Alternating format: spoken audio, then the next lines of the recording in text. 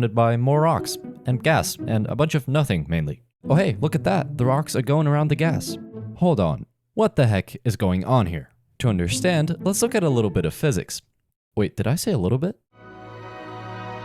To find out what kind of magic this is, we'll have to go back in time. Okay, not that far. Stop. Yeah, that's perfect. This is Gravity Guy, but most people call him Isaac Newton. One important thing he said is that force equals mass times acceleration. Now, what do all these words even mean? Force is a push or pull on something in a certain direction. Mass tells you how much of something there is, and it's also a measure of inertia, but we'll get to that later. And acceleration is the derivative of velocity with respect to time, but that's too many big words for my taste, so let's just say it's how fast your velocity is changing. The key takeaway is that if you apply a force to a fixed mass, you get a predictable amount of acceleration. If you know all the forces acting on a basketball midair, you can predict with 100% certainty if the ball will go in the hoop or your neighbor's windshield. Whoa, did an apple just fall on my head? Yes, Newton, it did. Yeah, that must have happened for a reason, said Newton, as he discovered that two masses attract one another, making the apple fall. Yes, even you, no matter how ugly you think you are, attract pretty much the whole universe at least a little bit. Hey, can you put that on paper? Yup, said Newton, who gave us the law of universal gravitation. In other words, how much do bodies pull on each other given their mass and distance times a constant. Bigger mass, bigger pull. Bigger distance, smaller pull. Actually, a lot smaller pull. You see, as the distance increases, the force gets smaller by the square. That, my friends, is the inverse square law. Gravity is also the reason why planets in our solar system orbit the sun. They got their initial velocity when the solar system formed out of spinning gas, and since there's nothing in space to stop them from moving, they'll keep moving. Hey, that's Newton's first law. The sun is so massive that the force of gravity keeps pulling the planets towards the sun, but the planets are fast enough to essentially fall towards the sun but miss it, and this goes on forever, creating a round orbit. Actually, that's kind of a lie. Most orbits are not perfectly round, but more egg-shaped, and Pluto's orbit is just a complete mess, but you get the idea. In this case, the gravity is what we call a centripetal force. One thing many people confuse is mass and weight, and no, they're not the same. Mass tells you how much of this blob there is, and weight is the force of gravity the blob would feel. To make things clear, your mass would be the same on the Earth and on the Moon, but the weight you would perceive is different because the Moon has a weaker gravitational pull, meaning a weaker force acting on your mass. So really, you're not overweight, you're just on the wrong planet. Alright, enough about Newton, let's break some stuff. If you ever dropped your phone, it might look like this. What the hell, ground? Why'd you do that? The answer is energy. You know, the thing kids have after eating gummy bears. Energy has the unit joule, and it's not like force. It doesn't have a direction, it's just a number that's kinda chilling there as a property of a thing.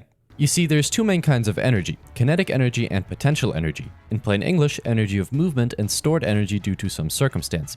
For example, when you held your phone, it stored gravitational potential energy due to being held above the ground at a certain height. Once you dropped it, that potential energy was converted into kinetic energy as the phone fell. Then it smashed into the ground, and the phone absorbed some of the energy, making the screen go boom. Work is defined as force applied over distance. For example, if you lift an apple by 1 meter, you would have done about 1 joule of work. This happened by converting chemical energy stored in your body to gravitational potential energy stored in the apple. As you may have noticed, energy and work have the same unit joule, so they must be the same thing? No, energy is the total amount of work that a thing could possibly do, and work is just the stuff that actually happened and required energy. If you try to lift a weight that's too heavy for you, you'd feel like that took a bunch of work, right? Well, yes, but your feelings are invalid in the face of physics. Mathematically, no work has been done, because work is force applied over distance, and since you didn't move the weight at all, no distance means no work. The key thing to remember about energy is that it cannot be created or destroyed, only converted.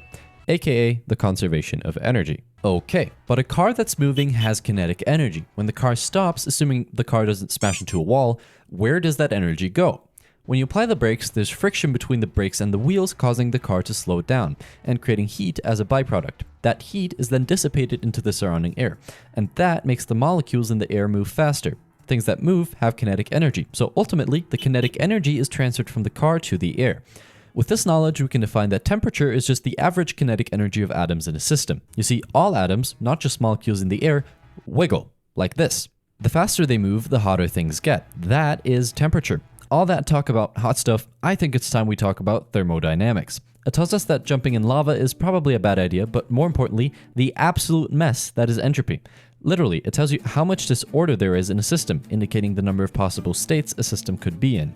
For example, get an ice cube, no, not that one, yeah, that's perfect, and put it in the sun. The sun will obliterate the ice cube and turn it into water. Looking at the structure of ice and water, we can see that ice is more neatly organized than water, which just kind of goes all over the place. Also, the water could look like this, or even this, but the ice will always look a little something like this. In total, the system went from low entropy to high entropy, meaning more disorder and more possible microstates. This trend applies to everything. The whole universe is on an unstoppable path to higher entropy. It's also the reason why time seems to only go forwards. Practically, entropy tells us that some forms of energy are more useful for doing work than others. Burn some gasoline and your car will move, spitting out heat and gas. That heat and gas is pretty much gasoline, just in the form of higher entropy. And as you can imagine, this stuff won't really make your car move, and the gas won't spontaneously turn back into liquid gasoline, meaning the form of gasoline with lower entropy is more useful for doing work. Okay, but if you put some water in the freezer, will it not decrease in entropy? Yes, but the fridge is not an isolated system and will heat up the room more than it will cool down the water, increasing the total entropy. Want to see some magic? Whoa, what just happened? Some electrons apparently moved through some wires and let there be light. What is going on here? Objects have a fancy something called a charge. It can be positive or negative, or if you have the same amount of both, an object is neutral. Electrons have a single negative charge. The flow of electrons is called electric current. To describe it, we use three parameters: current, voltage, and resistance. Current is the amount of electrons passing through a wire in a given amount of time. Voltage is what pushes the electrons to move, but simply put, it's a difference in electric potential, so you can imagine it as a slope that goes from high potential to low potential, where the flow of current goes downhill. And resistance is pretty self-explanatory. This is Coulomb's law. Wait a minute, this is just Newton's law of gravitation in disguise. This tells us that electric charges attract each other in a similar way masses do. Opposites want to cuddle, while like charges literally couldn't think of a more disgusting thing than to be with one another. These four equations explain pretty much all of electromagnetism, but don't be scared just because they look scary. I mean, yeah, they do, but it's simpler than it seems at first. The first one states that if there is an electric charge, there will be an electric field, or this big E, emerging from it. Add another and you have an electrostatic field. These lines tell us in which direction a charged particle would feel a force at any given point. The second one tells us the same for magnetic fields, and even though electric charges are cool and can be alone, magnetic poles are not. They're very lonely, and there will always be a north pole together with a south pole, and a single pole can never be alone. Okay, now here's where things get kinda freaky. You know how electric charges only act on other charges and magnets only affect other magnets? Well, that's only true if they're not moving. The third and fourth Maxwell equations tell us that a moving magnet creates an electric field and a moving charge or electric field creates a magnetic field. One consequence of this is that current can seemingly come out of nowhere by moving a magnet next to a conductor. The moving magnet creates an electric field which makes the electrons inside the conductor go crazy.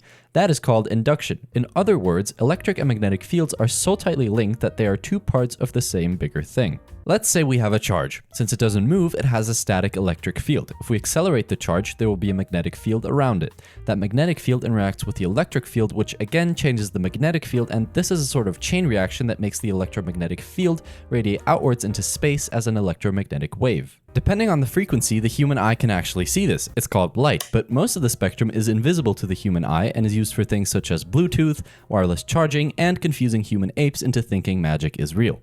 Hey, can we go back to the water and look at those molecules? Yeah, those. What are they made of? The molecules are made of atoms. Atoms are made of a core and some electrons. The core is made of protons and neutrons, both of which are made of quarks. They're strange yet charming from up top down to the bottom.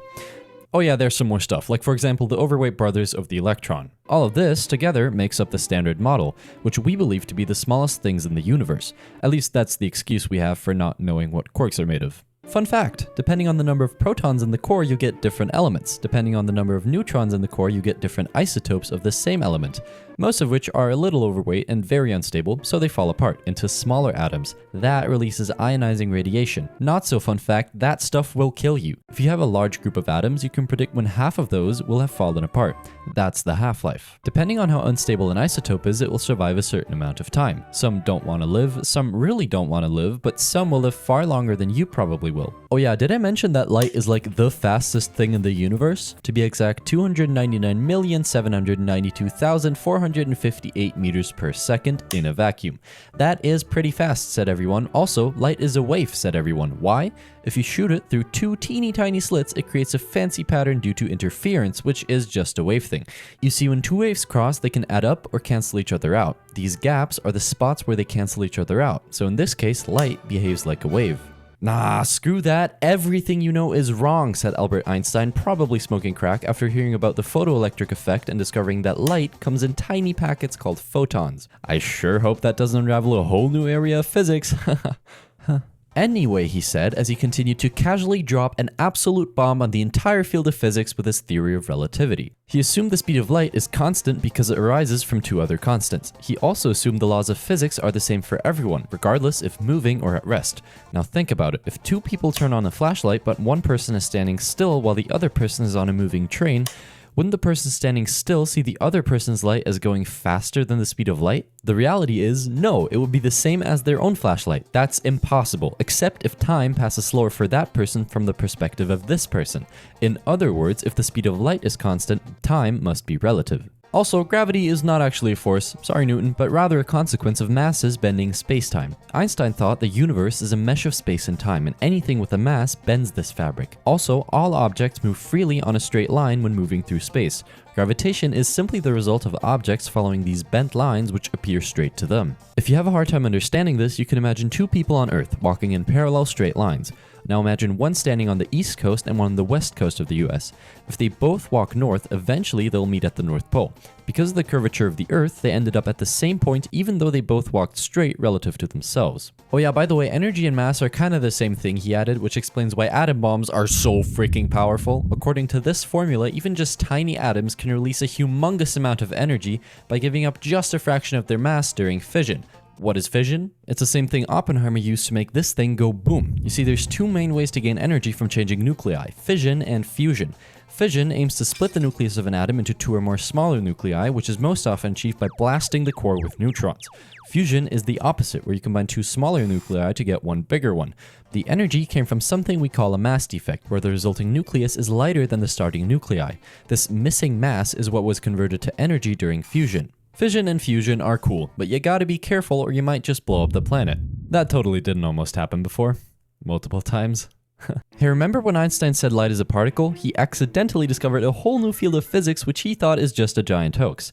Quantum mechanics. This stuff is crazy. Another German guy called Max Planck said, yes, Einstein, you're right. Light does come in tiny packets. Actually, all energy comes in tiny packets, or quanta. Want to know where an electron is inside an atom? It's here. And there, and everywhere at the same time, actually. That's a superposition. It's not in one state, it's in multiple states at once, at least until you measure it. Then it chooses one cozy spot to be in. Schrödinger gave us an equation that gives you a probabilistic model of where you can find it if you were to measure. You can imagine this as a cloud, and the denser it is, the more likely it is for an electron to be there. But still, where exactly it will end up once you measure it is random. Speaking of observing particles, they're also super sensitive about their private data. Look at these two images of a flying ball. In one, you can clearly see where the ball is, but not in which direction it's moving, and in the other, you can see where it's moving and approximately how fast, but not where exactly it is at the moment. That is essentially Heisenberg's uncertainty principle. You can never know both the exact position and the exact speed of a quantum particle at the same time. Okay, let's recap. A small thing can be a particle and a wave at the same time, and when we try to look at them, weird stuff happens. But you know what? It gets even weirder. Think back to the double slit experiment. We know that a light beam acts as a bunch of waves and we get interference.